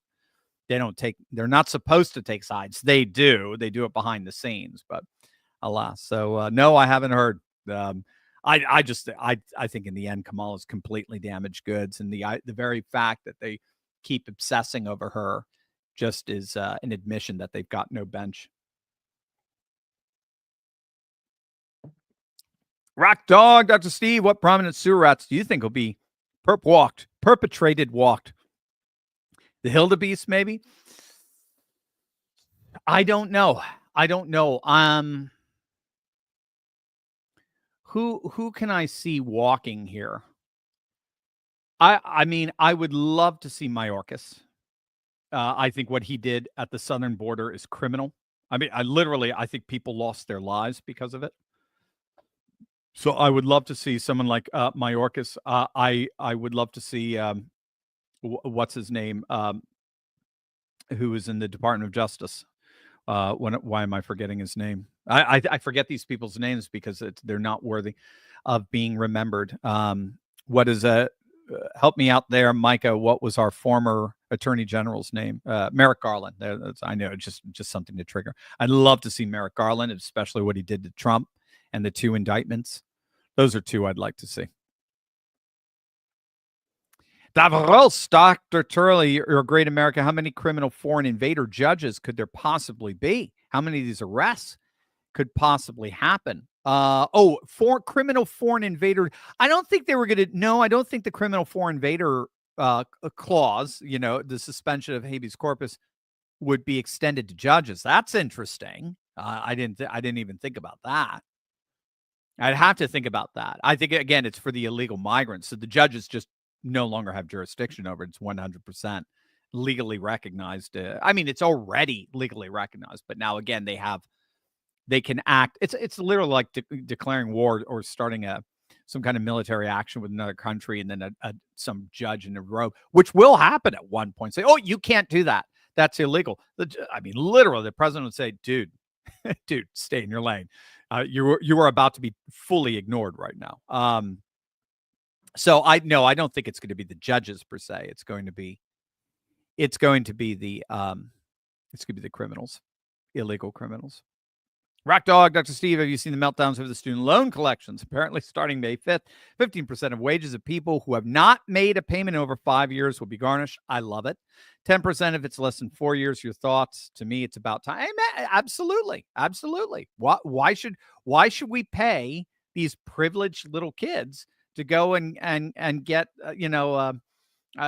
environmental studies major or feminist studies major degree? No, pay up. You went, you got to pay, or just don't go to college. You don't need it anymore. I'm all for an academic education. All for my kids are getting it, but you don't need it. It's not something that's necessary. So it is your privilege. And so now you got to pay for your privilege. Stephen Connors, when will Trump declare Antifa a terrorist group? Good question. Antifa seems to have been quiet, though. I don't know. Do you know?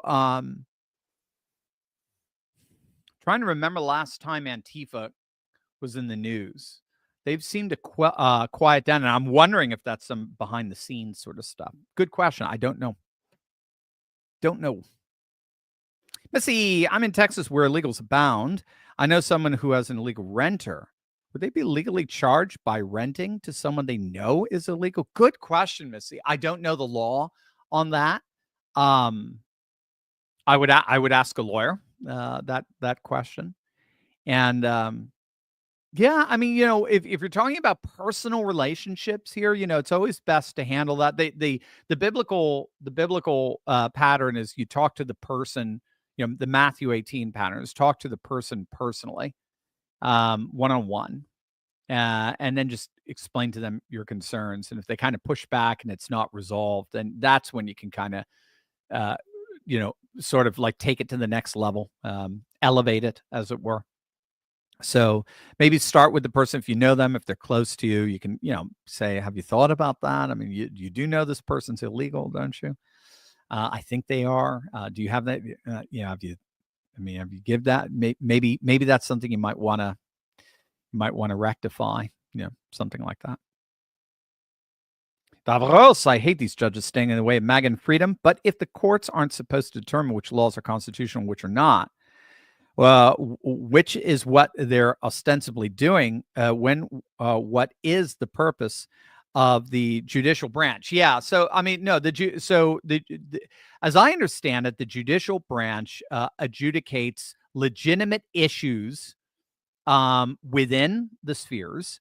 So if someone, like a lot of what happened, what went wrong here goes back to, what was that decision during the FDR years? Humphrey versus the United States. A lot of this attempt to, and the Trump administration has filed a formal petition to overturn Humphrey, but a lot of this started with, what was he? A Secretary of Labor? I'm forgetting what he was. So somebody under the president in his executive authority thought he got wrongfully fired, and then brought the president, the administration, to court, and went all the way up to the Supreme Court. So you're dealing with adjudication of issues within the sphere, and then there can be adjudication of when the legislation passes a law that is not constitutional.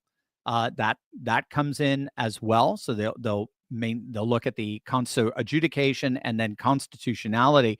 But the notion that the president himself does not have actual authority to enact his executive power granted to him by the Constitution, it's absurd. I mean, again, it's just absurd. But we're 70 years out of since a president has actually used his constitutional authority. FDR and the bureaucrats and the courts have teamed up to basically keep the president's power under check so that they can maximize their own power.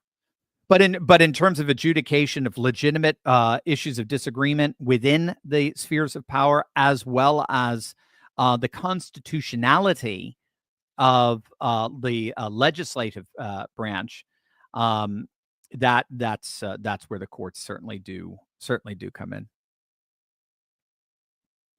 Rebel Guy, what am I hearing about the autism registry thing that RFK Jr.? I have Asperger's, and am I the only one who thinks that's concerning. I know we want to see why more and more people are being diagnosed, but still, yeah, I don't know enough of it. I have to catch up on that. Certainly, we've been talking about the dyes that have been banned, and literally, like you said, we're basically drinking petroleum at this point with some of these dyes. But I'd have to take a look at the registry. I don't know enough about it. I don't think you have to worry about it. I wouldn't, because again, just the ethos of MAGA and MAHA are to maximize liberty, individual liberty. And that's one of the reasons why they're pushing back on these companies and these vaccines and these mandates and all that sort of stuff. So I wouldn't particularly worry about it. Davros, Dr. Turley, my fellow veteran friends, and I love having Scotch and Cigar Club. You're invited to join us, but in the meantime, when we be selling rad Dr. Turley whiskey tumblers. Wow. There you go, Micah. Write that down. I love it. I love it. That's right. I haven't had, I had some, I was going to say, I haven't had Scotch since we had our Scotch and Cigar night in Lancaster, which was wonderful. But I did over Easter weekend, of course. I celebrated in the wee hours. We partied because I'm in the Orthodox Church and we have the midnight mass. So we party literally all night long until the sun rises up. It's so beautiful. It's a great way to celebrate Easter. So yes, I would love to have a whiskey tumbler, a nice big tumbler, pint-sized tumbler for the serious whiskey drinker. Joshua, there was growing reports of Trump backing off of the tariffs with China after a meeting with Walmart. Is that true? What does this mean for the trade war? I don't know about that. Trump is using tariffs as a negotiating forcing mechanism. He's using tariffs as a means of being able to negotiate from the position of strength. So the tariffs will be, by definition, dynamic. Again, the media is just so far behind on this. Oh, he's folding on tariffs. No, it's a negotiating tactic. It's not a fold. It means he's getting something that he wanted prior to the tariff. But so no, I don't think you have to. Again, Trump can't be bought, so I wouldn't worry about it. He's demonstrated that time and time again. Davros, how can arresting judges for their crimes of helping criminal foreign invaders if other judges will simply throw out the convictions? Yeah, no, again, this is ultimately going to come down to the Supreme Court making their decision or suspending the writ of habeas corpus. It could be one or the other. I mean, Trump has made it absolutely clear by designating already these illegal migrants as invaders and by using the Aliens Enemies Act of 98, he's already making it clear that he's using wartime language to deal with this. And if the Supreme Court does not act in accordance with that by rendering all of these decisions null and void, then they are going to Trump and Congress are going to take matters in their own hands and suspend habeas corpus. And then there's no due process to be given. So there you go. I think that's but arresting the judges? Come on, Davros. Putting them in prison, putting them in FBI custody and so forth, that's good. We want that. We want that, even as the appellate process plays out. Vaughn, Dr. C, why do we not hear more about a pivot to South America for them to produce our pharmaceuticals and hence give them something to do besides walk up here? Right. Well, less and less are walking up here, as you know. I mean, mass illegal crossings now are down. What is it now? Latest I heard is 97%. They've hit it maybe even high as 98%. It was 94 originally. But now it's really just kind of closing those margins. Oh, I think that's what Javier Milei is talking about. I think, again, that's what Nayib Bukele is talking about. We just had the big election. Where was it? Why am I forgetting? Was it in Ecuador? I can't remember. Forgive me. Where the right-wing candidate just won. So no, I think increasingly, and we're about to see a new election in Colombia. Hopefully we're going to get rid of that left-winger who's very, very low approval ratings. So I think increasingly we're going to see an Americosphere, a Western hemisphere that functions as one massive civilization state. Again, Trump, that's what the whole 51st state talk is all about, is what Greenland's talk is all about, is Trump is moving away from the nation state per se, going more to a civilizational state. And so, no, I think we'll see that. But it's going to take some time to recalibrate. Again, we're only 100 days into this, but definitely Nayib Bukele Javier Milei, they're major movers and shakers to recalibrate the Americas, to make Americas great again. That is definitely their goal. Rock Dog, Dr. Steve, couldn't Trump prosecute those Democrats under the Logan Act for going to El Salvador, trying to get a foreign terrorist back? These clowns are circumventing U.S. foreign policy. Yeah, I think he could. I think they recognize how poorly this is playing politically right now. Rich Barris has done research on this. This is killing them. The Democrats, again, they don't. It is one of the advantages we have right now is the Democrats do not like reality. They love lying. And this includes the legacy media because they operate more from performative truth. They don't try to correspond or create. They don't try to report truth. They try to create it. And so that's working in our benefit. So if your enemy is destroying himself, you don't get in the way. That's what I think is going on here. Sean Brun, Dr. Steve, this looks divine justice. Yes, on the left. Yes, I think you're getting the ironic justice. Haman is getting hanged by his own gallows. Yes, I think you're seeing it. Ian, super sticker. Thank you, Ian. Very kind of you. Mr. M, can you explain ranked choice voting, good or bad? No, I can't. Every time I read about it, I go, this is so confusing. So as I understand it, let me, I mean, and it's bad. I mean, I can already, if it gives us Lisa Murkowski, it's bad. Voting, an election method in which voters rank their candidates for an office in the order of their preference. As I understand, I hope I get it right, but you say we voted for Trump. Say there were 5 people on the ballot who voted for Trump as number 1. Then you put Kamala as number 2. No, you put Donald Duck as number 2. And then you put Kamala as number 3. Let's imagine that the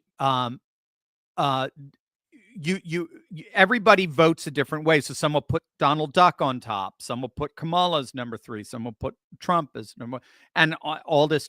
And then what you do is you basically just tally up the numbers, or you tally. Well, you can't tally up the numbers, but what you do is you tally up the ones who are like who appear in the top 2 the most, and then they have some mechanism by which they determine the one who is most in the top 2, say, and if President Trump gets put out of that enough, then Donald Duck could end up winning.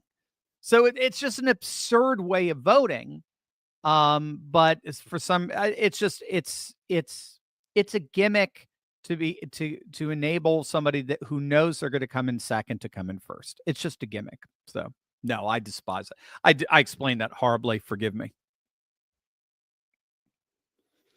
BW Dr. Steve, what do you think about Elon thing and India deal? I love it. I think it's great. So India is, as you know, they're literally number 1 in tech at this point. Mathematics and tech. And Elon, always being future thinking, wants a very strong alliance with his SpaceX, Tesla, and so forth, with Indian technology and Indian technologists as well. So I think that kind of cross-pollination is phenomenal. That's exactly what we want, especially given how archaeo-future India is. The more technological India becomes, the more, ironically, the more traditionalist they become. Remember, and we've talked about this before, when you're dealing with tech, when you're dealing with the world of the cybernetic, the world of the digital, you're dealing with the world of mind. You're dealing with a world that sort of transcends space and time, that's not so subject to the entropic processes of decay and dissolution, like a building is. If I publish a book and that book is in time and space, it's cover and everything, and I can hold it, that's great. But in a few years, the papers are going to start to crinkle, and the cover can get dirty and damaged, and so on. Let me get that. That's what my ADD is. And the like. And you see it. I used to work in a rare books room when I was at Peabody Conservatory, and you see it. I mean, it's very, when you open it up, you have to wear gloves because the thing becomes very brittle and fragile. Whereas if you put a book online, those processes, it's immune to those processes. It never collapses, never falls apart. So online, ironically, this cyber digital world is considered to be, in many respects, very mind-oriented, very spiritual-oriented. There is something called like techno-animism and stuff like that, or techno-spirituality, where there is a sense that we're kind of going back, because in classical theology as well as modern consciousness theory, mind precedes matter. Before there is the material world, there is a mind, an eternal mind. Before there is a creation, there is consciousness. And so the more the world becomes organized around this noosphere, as it's called, literally getting derived from the Greek word mind, nous, the more the world becomes this sort of collective consciousness on the internet and cyberspace that's not subject to the futilities of time and space, the more, ironically, we're going back to where we came from, alpha and omega. The more futurist we get, the more past we become. The more we advance, the more we return, because we're going back to the reality, this infinite reality, spiritual reality, as it were, that preceded creation. It's mind-blowing stuff. So all of that is to say, that any kind of alliance that we have with India via tech and this sort of archeo-future world is very, very good. I'm very excited about it. And they're also civilization state as well. Rock Dog Dr. Steve, dovetailing on my call earlier this week, I believe that the Cardinals should be looking for a populist candidate like John Paul II. Absolutely. Imagine if John Paul was Pope in Trump's first term and was still the pontiff now. I remind people how closely he and Reagan were aligned. Your thought? Yeah, Rock Dog. No, I think you're absolutely right. I mean, JP, what was it? Carol Watiga was amazing. He was planted in the vineyard by God for precisely that moment, to bring down the most atheistic regime in human history, the Soviet Union, that sought to take over the entire planet. And then, as you know, shortly after it passed, he passed just a decade later or so.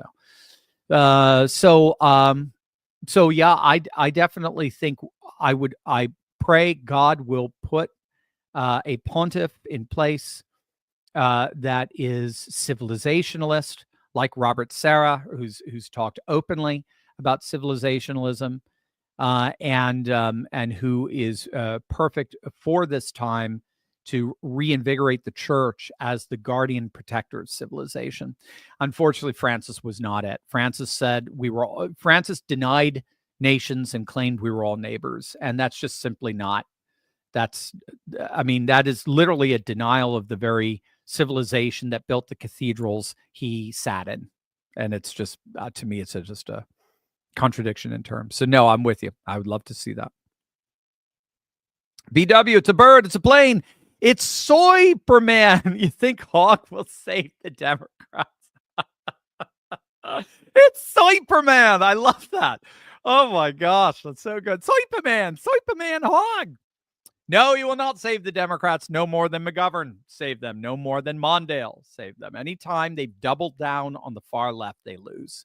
And they lose dramatically. The country is not far left. It's that simple. Even Obama had to play the center. They're not far left. We're not far left, and certainly swing states are not far left. So he's a disaster, and he doesn't see that though. He he doesn't have that kind of sophisticated politics. He doesn't understand electoral politics. And again, you have to understand politics is about power. That's what I mean. I can't stand the Raging Cajun, to be honest with you. I think James Carville is just, I just think he's just a grumpy old man at this point. But that guy understood politics, and he knew back in '92 that if we had another Dukakis, if we had another Mondale, the Democrats were shot. He knew that. We needed a centrist Southern Democrat to try to draw the South back to its Democrat roots, as it were. And he did. They affected, right? He won Arkansas. He won a couple. I forgot. I thought he won Louisiana. What was the 92 map? To presidential map. Okay. Yeah. So Georgia. It was not. Yes. No. I take that back. I mean, that was a very impressive. So it would never happen today. But the presidential map in '92, won. I mean, he did really. Now again, it was with Ross Perot, and Ross Perot did end up interrupting a lot, no question. But Clinton won Georgia. He won Tennessee. He won Kentucky. He won West Virginia. He won Louisiana. He won Arkansas. He won Missouri. So Carville knew politics. Carville knew that if we're going to win, Carville knew you had to pick off a couple of states in the South with the electoral map as it was back in '92. He knew you had to pick up a couple of states in the South, and he knew you could not do that if you were some left-wing loon. So they found a centrist Democrat in the form of two at the time. This is before Al Gore went off the reservation, but Al Gore's from Tennessee, Clinton from Arkansas. Clinton was depicted as the choir boy, singing, good old Baptist guy, and he would quote scripture and, all that kind of stuff. And he was young, and they tried to depict him as kind of this kind of new kind of Democrat. They finally shuffled off the mortal coil of this far leftism. And then Obama was supposed to be kind of the Hollywood candidate that got us out of, admittedly, the dark years of neocon George Bushism, the W'ism, and Dick Cheneyism that we all reject now at this point. And since they just haven't found it. They just don't know who their candidate is. The best, again, they came up with Scranton Joe in a very questionable election that came within 40,000 votes of losing. 10,000 in Arizona, 10,000 in Georgia, 20,000 Wisconsin.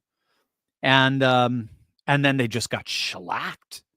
They got literally shellacked. And in November, we won the popular vote. We won again, not even Obama could win all 7 swing states. We did. No Republicans done that since '84. So, and then we've got this massive working class coalition, both white and non-whites. Exactly, Rich Barris was talking about this. Exactly the party that the post-mortem of 2012 after Romney envisioned. We needed a multicultural party, but they thought it was by playing identity politics. But as it turns out, no, it's economic politics. It's the politics of the people. It's populism. That, ironically, is what brought in this multicultural coalition gathered around America First vision. It's beautiful. It's gorgeous. And no, David Hogg is not going to save the Democrats. AOC is not going to save the Democrats. So that's for sure. Davros, Dr. Turley, your great American. If the American Constitution, the American legal process applies to foreign citizens who invaded our country, why not apply our tax laws to foreign citizens as well and start collecting income tax from citizens in Canada, UK, United Arab Emirates? I think you're demonstrating absurdity by being absurd. It's brilliant. Yeah, no, it is absurd. It's nuts. Again, we're run by lunatics. It's just that simple. Rubber Guy, last one. I mean it when I appreciate all you do, keeping me sane in these insane times. I guess I have trouble getting into Doomer territory. Any ideas on how to combat it or not to rebound into it? Yeah. I mean, RoboGuy, it happens to me too. There were times over the last 4 years, it was rough to try to be your patriot professor keeping you sane in the insane times. It was tough. But I always go back to the Stockdale principle, and I'm sure you've heard me talk about it before. It's named after Admiral James Stockdale, who was the vice presidential candidate for Ross Perot back in 92. Micah, why are you telling me this now? Mike is saying the word I was looking for is not fledgling, it's floundering. All right, I'm going to write it down. Why are you telling me this now? Floundering, not fledgling. Got it. And what Stockdale was the highest rank. Comments in the chat. All right, there you go, guys. So it's not Micah, it's the chat. All right, thank you, guys. Thank you. All right, it's floundering, not. I wrote it down here, so if you catch me using it again, hold me to it. We hold each other accountable here. I am not above accountability, though I wish I were. So Stockdale was the highest ranking naval commander, if I recall, that to be to become a prisoner of war in Vietnam. I believe he was a prisoner for 7 years, tortured numerous times. And when asked how he survived, he said there was only one way to survive those conditions. There were two kinds of people who could not, one who could. The one who could not was the naive optimist. The naive optimist is the one who said, we'll be out of here by Christmas. Christmas comes around, they're still there. All right, we'll be out of here by Easter. No. We'll be out of here by summer. Nope, still there. We'll be out of here by Thanksgiving. No, we'll be out of here by And he said the naive optimist died of a broken heart. But the other ones that died just as much are the doomers. The doomers are the rabid pessimists who just poop. They were the Debbie Downers, and they basically, if one died of a broken heart, they died of just a total lack of of any sense of hope or meaning, and so they basically wasted away, naming their rats in the corner.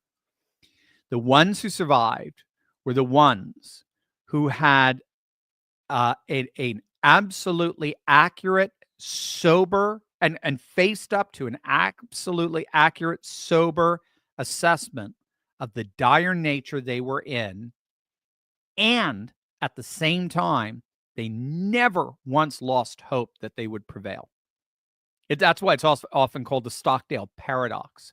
You want to have the realistic sense that the doomer claims to have. That's what gives doomering why I like the fact that you doom is because doomers want reality. Do not lie to me. Remember this. We did this for the 2 years leading up to the election, RoboGuy. You remember this? Probably the most common question I got when we were assessing the polling and the various indicators, the voter registration indicators, the mail-in ballots, the in-person early voting data that was coming in. We were saying Trump has got this. Trump is going to pull this off. He is going to win. This is going to be huge.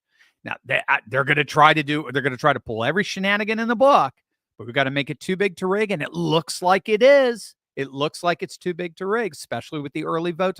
When I was saying that, leading up to say the last 60 days or so before the election, the most common comment question I would get is, "You're not lying to us, are you? Be straight with us. If you saw something, Steve, you would tell us, right? You guys wanted the truth." Remember the old saying, you want to make a conservative mad, lie to him. You want to make a liberal mad, tell him the truth, right? You guys want the truth. And so the doomer is one who thinks the truth, who is willing to face up to the truth even when it's bad. So there's sort of a virtue to it. There's a badge of honor to it. I'm willing to come to terms with what you are too weak to come to terms with. There is some virtue in that. We have to come to terms with the sober situation that we're in, the dire situation that we're in. But doomers die if they don't think we can overcome it. Name me one pessimist that's ever been successful. Name me one. Name me one major success. Look at Trump. Trump is the epitome of the Stockdale principle.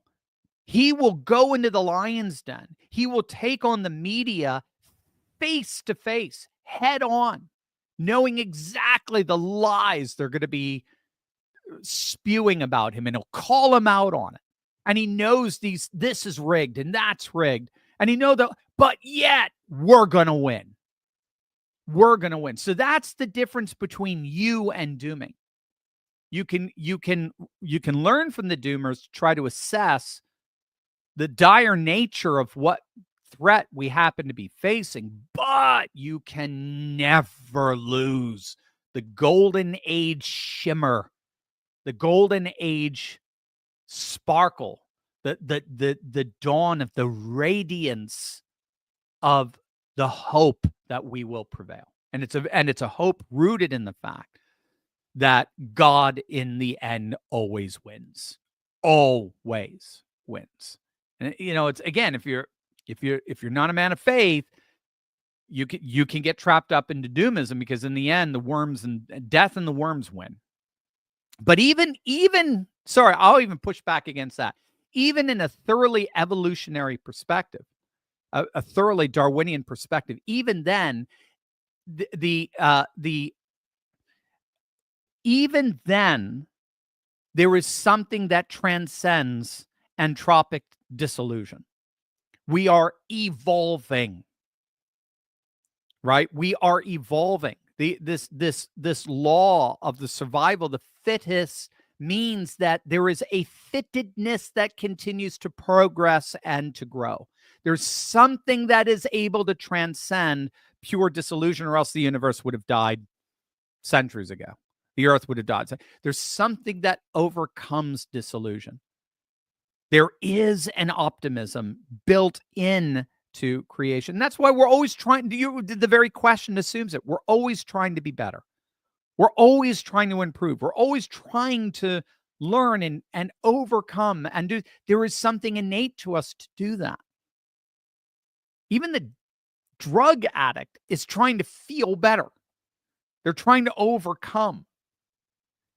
And so you have to be sober about the dire situation that you're facing, but you never lose touch with the fact that we will prevail. It's guaranteed. Cool. Ooh, a little quiet. ROT Core, Dr. Turley's new distillery, Patron Professor's Beard. I love it. Yeah, Patron Professor's Beard. I wish I could have a nice long beard, but I don't think it works on me.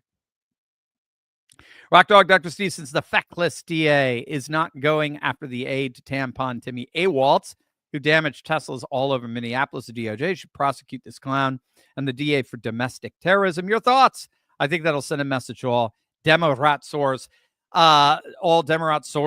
people, I guess. Yeah, I think you're right. I think that's going to be part of, at least from what we got earlier on, I think that's what Pam Bondi and Kash Patel are busy, and Dan Bongino are busy putting together. I think they're putting together indictments for precisely people like that. Again, that's low-hanging fruit.